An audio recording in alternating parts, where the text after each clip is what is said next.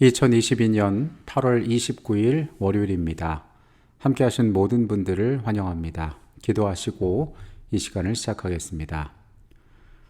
우리의 구주 되시는 아버지 하나님, 새로운 한 날 우리의 삶의 귀한 기회들을 다시금 허락해 주셔서 감사합니다. 주님, 이 하루에 우리의 삶 가운데 계획들이 있습니다. 그러나 우리의 마음에 소원하는 것들 말고 하늘이 뜻하는 길들로 우리의 시간들이 채워지기를 원합니다. 주님, 이 아침에 하늘의 것들을 구합니다. 주님, 우리로 알게 하시고 또 보게 하셔서 하나님께서 우리의 생애 가운데 이루기 원하시는 아름다운 것들을 우리로 보게 하여 주시옵소서. 말씀 가운데 길을 찾기를 원하오니 거룩한 말씀 가운데 우리로 교훈하시고 성령께서만이 이 시간 우리를 주장하여 주시옵소서. 거룩하신 예수 그리스도의 이름으로 기도합니다. 아멘. 누구나 알고 있는 대단히 유명한 작곡가인 모차르트와 비교되는 작곡가가 있습니다. 그보다 약 50년 후에 독일에서 태어났던 멘델스존이라는 작곡가입니다.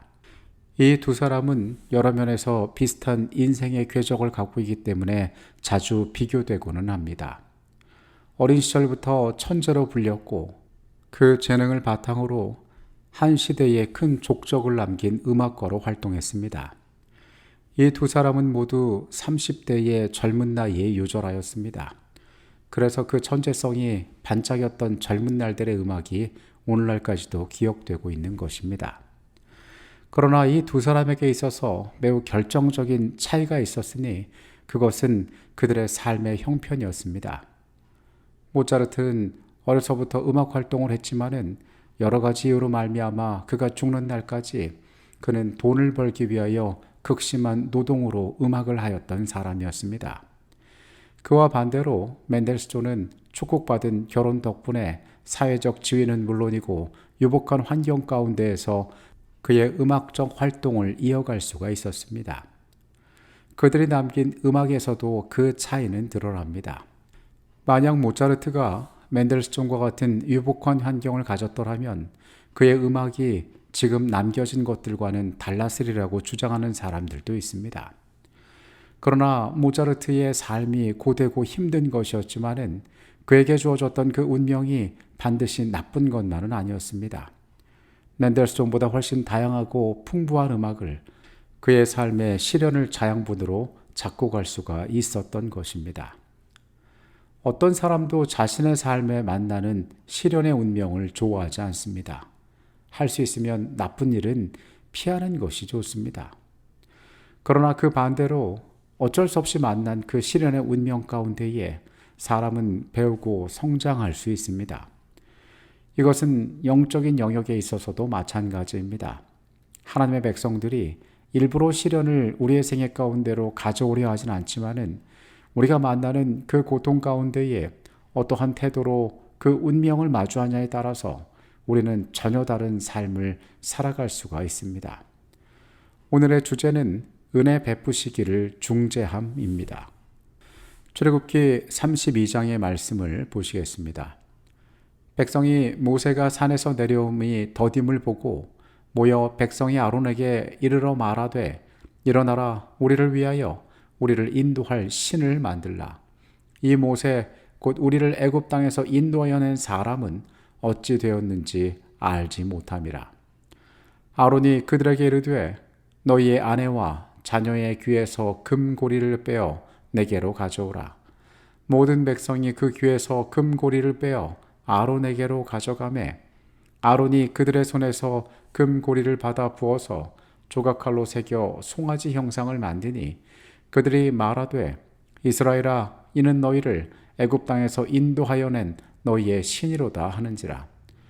아론이 보고 그 앞에 제단을 쌓고 이에 아론이 공포하여 이르되 내일은 여호와의 절일이니라 하니 이튿날에 그들이 일찍이 일어나 번제를 드리며 화목제를 드리고 백성이 앉아서 먹고 마시며 일어나서 뛰놀더라. 여호와께서 모세에게 이르시되 너는 내려가라. 내가 애굽 땅에서 인도하여 낸 내 백성이 부패하였도다. 그들이 내가 그들에게 명령한 길을 속히 떠나 자기를 위하여 송아지를 부어 만들고 그것을 예배하며 그것에게 제물을 드리며 말하기를 이스라엘아 이는 너희를 애굽 땅에서 인도하여 낸 너희 신이라 하였도다. 여호와께서 또 모세에게 이르시되 내가 이 백성을 보니 목이 뻣뻣한 백성이로다. 그런즉 내가 하는 대로 두라. 내가 그들에게 진노하여 그들을 진멸하고 너를 큰 나라가 되게 하리라. 모세가 그의 하나님 여호와께 구하여 이르되 여호와여 어찌하여 그 큰 권능과 강한 손으로 애굽 땅에서 인도하여 내신 주의 백성에게 진노하시나이까? 어찌하여 애굽 사람들이 이르기를 여호와가 자기의 백성을 산에서 죽이고 지면에서 진멸하려는 악한 의도로 인도해 내었다고 말하게 하시려 하나이까? 주의 맹렬한 노를 그치시고 뜻을 돌이키사 주의 백성에게 이 화를 내리지 마옵소서. 주의 종 아브라함과 이삭과 이스라엘을 기억하소서. 주께서 그들을 위하여 주를 가리켜 맹세하여 이르시기를 내가 너희의 자손을 하늘의 별처럼 많게 하고 내가 허락한 이 온 땅을 너희의 자손에게 주어 영원한 기업이 되게 하리라 하셨나이다. 여호와께서 뜻을 돌이키사 말씀하신 그 화를 백성에게 내리지 아니하신지라. 우리가 잘 아는 출애굽기 32장에는 기다림에 지쳤던 이스라엘 백성들의 배도가 나와 있습니다. 백성은 모세가 돌아오지 않자 아론을 시켜 금송아지를 만들고 그것들을 숭배하기 시작하였습니다. 백성들이 금송아지를 숭배하기 시작하자 하나님께서는 진노하셨습니다. 그분은 함께 있던 모세에게 이 백성을 진멸하고 모세를 통하여서 다시 큰 나라를 만들겠다고 선언하셨습니다. 모세 개인에게는 어쩌면 손해볼 것이 없는 제안이었습니다. 모세는 출애굽의 모든 과정 가운데 그 백성으로 말미암아 많은 고통을 당하고 있었습니다. 그런데 더 이상 그 큰 부담을 지지 않아도 되었습니다. 그로부터 새롭게 시작을 하게 되면은 모든 것들이 순조롭고 이전보다는 수월할 것이었기 때문입니다. 그러나 모세는 하나님의 이 제안을 받아들이지 않습니다. 대신 그는 그 범죄한 백성들을 위하여 하나님께서 은혜를 베풀어 주시기를 간청하였습니다. 그리고 성경은 말하기를 모세의 이 간청을 통하여서 여호와께서 뜻을 돌이키셨다라고 이야기합니다. 그 백성에 대한 화를 내리지 않으셨던 것입니다. 출애굽기 32장에는 두 가지 중요한 문제가 언급되어 있습니다. 첫째로 하나님께서 반역하는 백성들을 진멸하시고 그의 종 모세에게 복을 주시겠다고 하신 것은 그에게 허락하셨던 시험이었다는 것입니다. 하나님께서는 모세가 이 불순종하는 백성을 어떻게 대하는지를 보기를 원하셨습니다.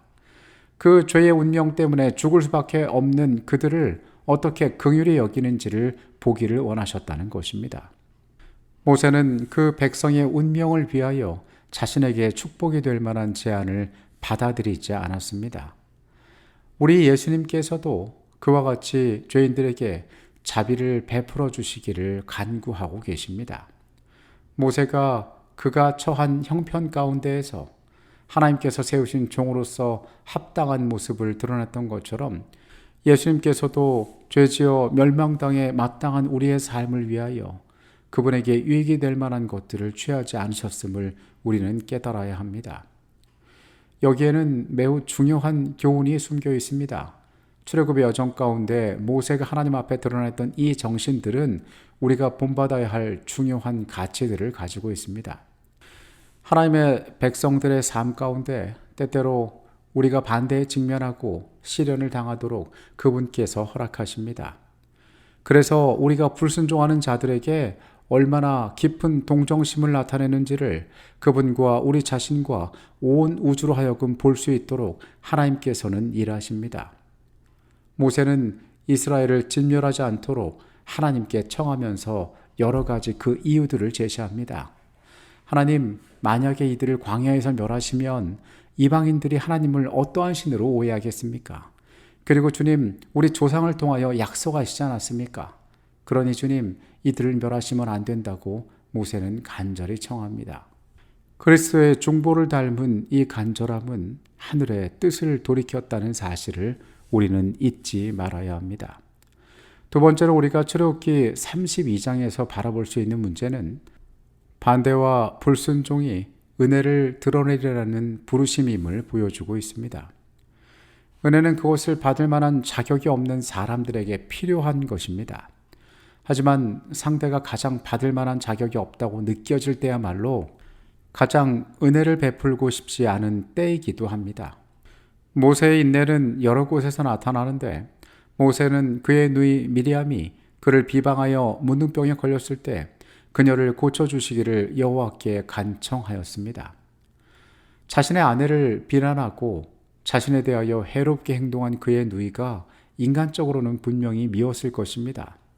그러나 그 회복을 위하여 간구했던 것입니다.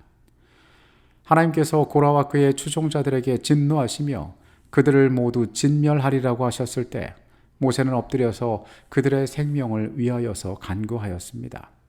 그러나 그가 간구했던 다음 날 이스라엘 백성의 반역자들이 이 모든 죽음의 이유가 모세에게 있다고 다시 한번 불평하였습니다. 하나님께서는 불평하는 그들에게 진노하시고 그들을 멸하겠다고 선언하셨지만은 모세는 다시 한번 하나님 앞에 엎드린 채 대제사장이었던 아론과 함께 그들을 위하여 속죄하는 모습을 나타내고 있습니다. 모세는 그 온유와 시련 가운데서 보인 자기의 희생적인 모습으로 전혀 은혜를 받을 자격이 없는 사람들을 위하여 은혜를 간구하는 모습을 보여주고 있는 것입니다. 우리는 반대와 시련을 만날 때가 있습니다. 우리는 세상의 관점이 아닌 영적인 안목으로 이 일을 바라볼 필요가 있습니다.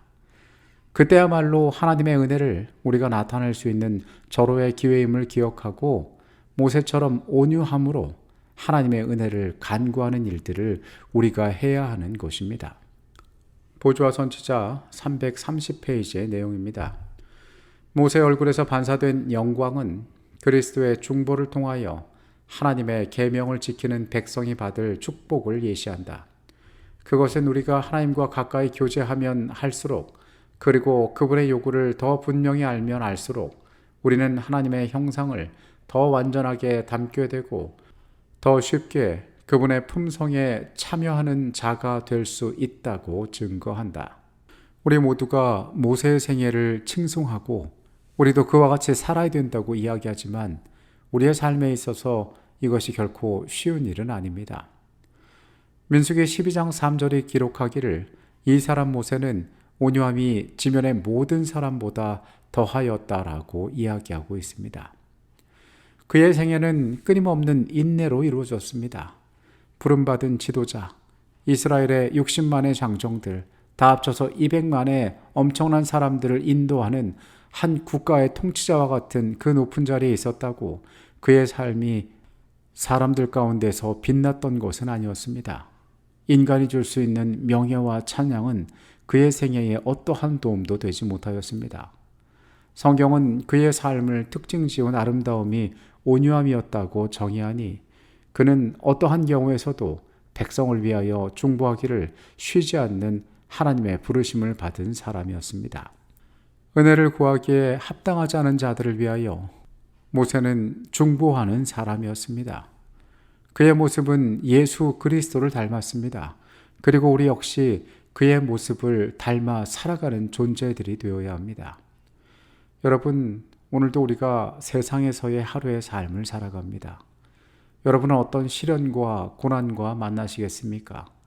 여러분을 해롭게 하는 사람들, 도저히 이해할 수 없는 자들과 어쩌면 이 하루에 여전히 만나야 할 수 있습니다. 오늘 영적인 안목으로 이 땅의 일들을 바라봅니다. 영적인 시선으로 세상의 것들을 바라보기를 원합니다. 그때 우리의 행동은 이 땅의 가치가 아닌 하늘의 가치를 닮아 변화된 모습으로 세상을 살아갈 수가 있게 될 것입니다. 말씀의 교훈이 우리의 생애 가운데 있는 하루가 되시기를 바라겠습니다. 기도하시겠습니다. 아버지 하나님, 우리가 어떻게 이 땅을 살아가고 있습니까? 백성들의 타락과 그들의 영적인 실패 가운데에서도 하늘을 위하여 구하였던 모세의 중보를 그의 온유함을 우리가 기억합니다. 주님, 우리가 하나님의 백성이기를 원하오니 우리 가운데 그러한 심령들 허락하여 주시옵소서. 거룩하신 예수 그리스도 이름으로 기도합니다. 아멘.